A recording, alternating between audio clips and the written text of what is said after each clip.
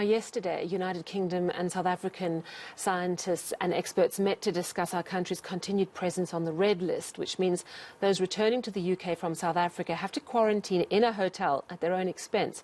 The British High Commission cited concerns about the beta variant, but as our scientists have explained, the Delta variant, first found in India, has all but obliterated the beta variant, which was first found here.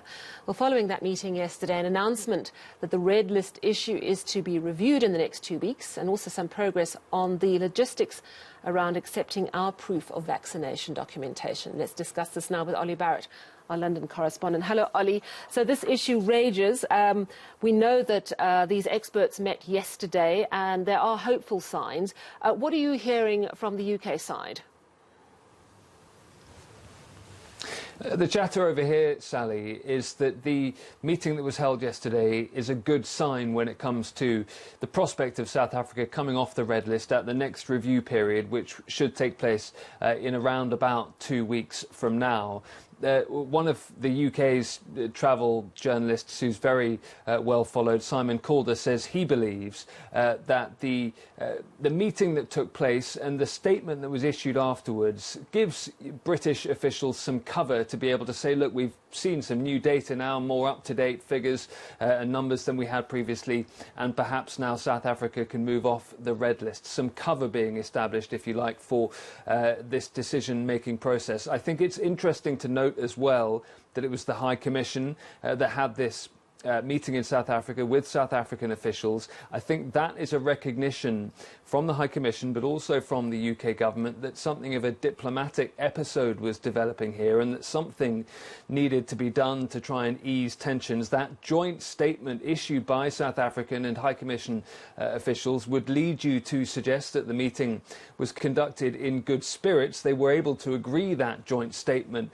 afterwards. So I think things are looking more optimistic following this meeting, that when the next review does take place in the next couple of weeks, as I say, that South Africa does now stand a decent chance of coming off that red list. Interesting, though, that you noted the High Commission talking about the beta variant and that Delta is now dominant in South Africa, as it is pretty much everywhere else in the world. Last time we heard from the Transport Secretary, Grant Shapps, a week ago here in the UK, he did not talk about the beta variant. He talked about South Africa's vaccination rate when compared to countries like Turkey. I think the reality is there are a number of factors playing into this decision-making process. The other reality is we simply haven't had clarity from the UK government, publicly at least, on exactly why South Africa remains considered rightly on the red list, according to UK officials. All right, so we'll have to wait and see. And of course, we know that as we gear up for our peak summer season, our tourism authorities are going to be waiting for that announcement, and hopefully it's in our favour. But also what was addressed, which is a really interesting one, is proof of vaccination. And while it doesn't sort of seem to matter if you're vaccinated at the moment, ultimately it is going to be dependent on vaccination to a greater or lesser extent. Just explain, this is not that there was concern that the vaccines we're getting here in South Africa are somehow inferior. This is more about the documentation, and a documentation that will be acceptable in the UK. Am I right?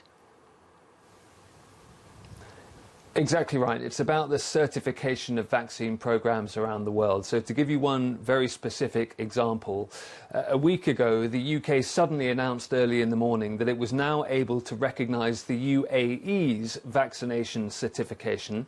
And Grant Shapps, the Transport Secretary, went on to explain that there was just one element to that certification from the UAE's vaccine programme that just wasn't quite right yet. And it was as simple a fix as having the date of birth added to that UAE vaccination status. So it's things like that. It's just the UK making sure that it can be happy with the certification, the vaccine passport, the status, whatever you want to call it, that is being handed over by a traveller, that it can look at it and check it and make sure that it believes that it is up to scratch. So it's not, as you say, so much about the vaccines, which the UK does have confidence in, most of those being used around the world. It's about the proof of that vaccination and how that can be provided by travellers coming into this country who weren't vaccinated under the UK's NHS system here.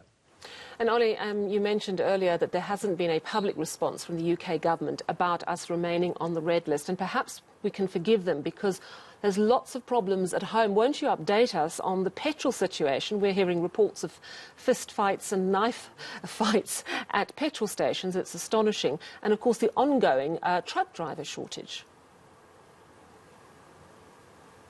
Yeah, and, you know, you might be surprised to hear, Sally, there is no shortage of petrol nationwide, in the sense that there's plenty of fuel, there's plenty of diesel, there's plenty of unleaded petrol in the country. It's just that there were some initial reports of very limited shortages of truck drivers able to get that petrol to and from some petrol stations. That wasn't even a huge problem in and of itself at the time, but once that news got out, it spread very quickly. People started panic buying petrol, and it's that that's caused the shortages. Some people have been queuing for hours at petrol stations, only to find that by the time they get to a pump, the fuel has run out. The government is urging people to stop panic buying. It hopes that over the next 48 hours or so, all of those people who filled up their cars that didn't really need to won't go back to a petrol station, because they won't actually have used any fuel in the intervening period, and at that point things will start to calm down a bit. But it has led to some unseemly scenes at forecourts up and down the country. People have been driving around trying to find petrol stations to fill up at. Those that have been able to fill up have been limited at times to an amount that they've been able to spend, so that the petrol stations don't run out. And that has lots of knock-on effects, like schools threatening to close, people not able to get to and from work at times, key workers in the health service saying that their jobs are going to be difficult to get to and from in the coming days if something isn't done. So it really has been a chaotic few days here, and all very unnecessary. Thank you very much. Our London correspondent, Olly Barratt, there.